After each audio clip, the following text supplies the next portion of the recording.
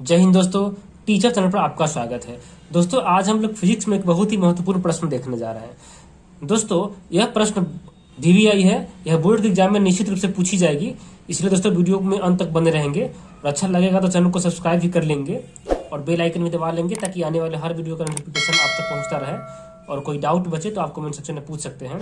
दोस्तों प्रश्न दे रखा है, किसी चालक का प्रतिरोध किन किन बातों पर निर्भर करता है। दोस्तों यहाँ पर आप ध्यान से देखेंगे तो चालक की बात कर रहा है और प्रतिरोध की बात कर रहा है, तो हम समझ सकते हैं कि चालक और प्रतिरोध के बारे में आप जानते होंगे, इसलिए बताने की विशेष जरूरत नहीं है।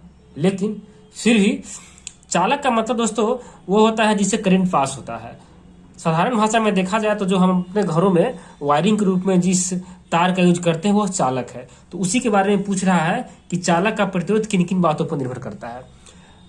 दोस्तों ये कई बातों पर निर्भर करता है, तो अगर सिस्टमेटिक उत्तर देंगे तो आप लिखेंगे कि चालक का प्रतिरोध निम्नलिखित बातों पर निर्भर करता है। पहला, दोस्तों आपको याद करने की जरूरत नहीं है, हम आपको यहीं पे याद करवा देंगे।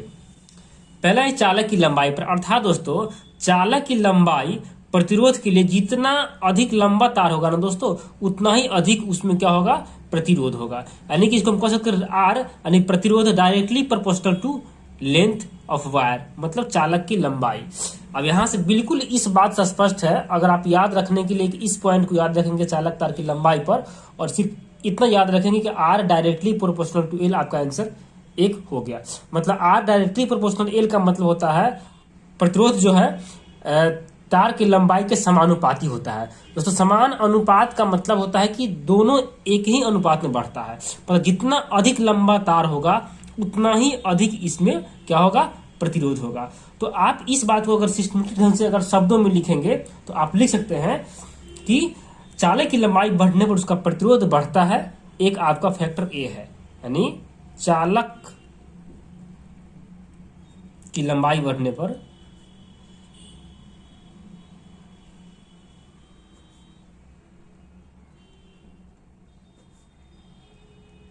प्रतिरोध बढ़ता है। सिर्फ आप इतना भी लिखेंगे प्रतिरोध, तो भी कोई दिक्कत की बात नहीं है। और आप इस समीकरण को R directly proportional to L लिख लेंगे, मतलब R जो है एल का समानुपाती होता है। दूसरी पॉइंट पर आइएगा तो दोस्तों चालक के अनुप्रस्थ परिच्छेद के क्षेत्रफल पर दूसरा है। तो पहला में देखे थे कि चालक की लंबाई पर प्रतिरोध जो है समानुपाती होता है, लेकिन दोस्तों इसमें याद रखेंगे व्युत्क्रमानुपाती होता है। मतलब R जो है व्युत्क्रमानुपाती होगा इसके अनुप्रस्थ काट के क्षेत्रफल पर। अब आप कहेंगे अनुप्रस्थ क्षेत्रफल क्या होता है दोस्तों, अनुप्रस्थ परिच्छेद। तो चालक तार की जो मोटाई होती है ना, वही उसकी अनुप्रस्थ परिच्छेद होता है, अनुप्रस्थ क्षेत्रफल होता है। साधारण भाषा में समझे दोस्तों, मान लीजिए पेन है, तो पेन का ये वाला जो आप पोर्शन देख रहे हैं, तो ये एरिया जो इसकी मोटाई होती है, इसी को हम लोग अनुप्रस्थ परिच्छेद कहते हैं, अनुप्रस्थ काट कहते हैं। तो जितना मोटा तार होगा उतना ही कम प्रतिरोध उसमें होगा। व्युत्क्रमानुपाती का मतलब दोस्तों ये होता है, अगर तार मोटी होगी तो प्रतिरोध कम होगा। इस बात को भी अगर आप लिखना चाहे शब्दों में तो लिख सकते हैं, चालक के अनुप्रस्थ परिच्छेद के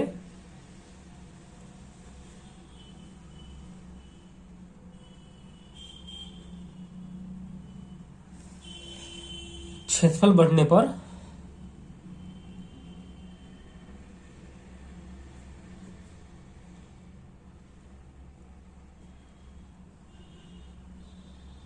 उस चालक का प्रतिरोध घटता है, उस चालक का प्रतिरोध घटता है। दोस्तों आप देख लिए दो पॉइंट, पहला चालक तार की लंबाई पर, मतलब लंबाई बढ़ेगा तो प्रतिरोध भी बढ़ेगा। दूसरा अनुप्रस्थ परिच्छेद के क्षेत्रफल पर, यानी क्षेत्रफल अधिक होगा तो प्रतिरोध कम होगा। उसी बात को लिख दिए हैं कि चालक के अनुप्रस्थ परिच्छेद के क्षेत्रफल बढ़ने पर उसके चालक का प्रतिरोध घटता है। उसके बाद इस पॉइंट को आप R इनवर्सली प्रोपोर्शनल या व्युत्क्रमानुपाती O/A लिख सकते हैं। दोस्तों इस पॉइंट को आप नीचे ही लिखेंगे, स्टेटमेंट के बाद लिखेंगे, ज्यादा अच्छा लगता है। तीसरा पॉइंट है दोस्तों चालक के ताप पर, इसको हम चालक के ताप पर, मतलब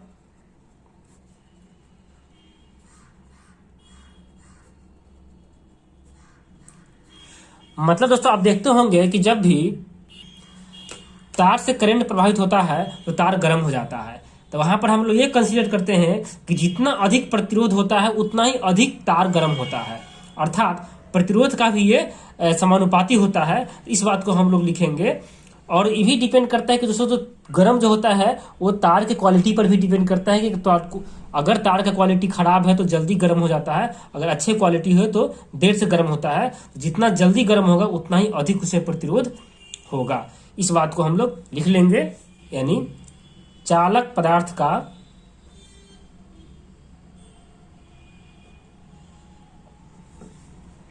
ताप बढ़ने पर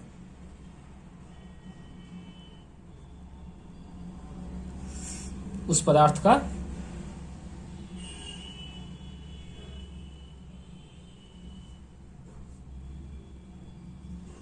प्रतिरोध बढ़ता है।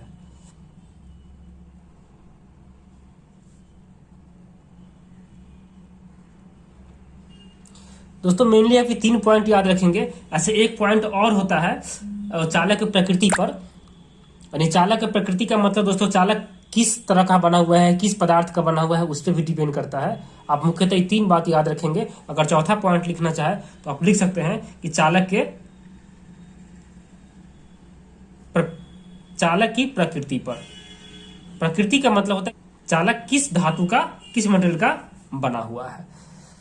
दोस्तों उम्मीद करते हैं कि आपको याद हो जाएगा, क्योंकि इसमें कोई खास बात याद करने का है नहीं। आपको 4 पॉइंट याद रखना है। चालक की लंबाई पर, लंबाई में हो जाएगा समानुपाती प्रतिरोध का। दूसरा अनुप्रस्थ काट के क्षेत्रफल पर, जो कि व्युत्क्रमानुपाती हो जाएगा। चालक के ताप पर, ताप बढ़ेगा तो प्रतिरोध भी बढ़ेगा। और चालक की प्रकृति पर। ये 4 पॉइंट को आपको याद रखना है। धन्यवाद दोस्तों।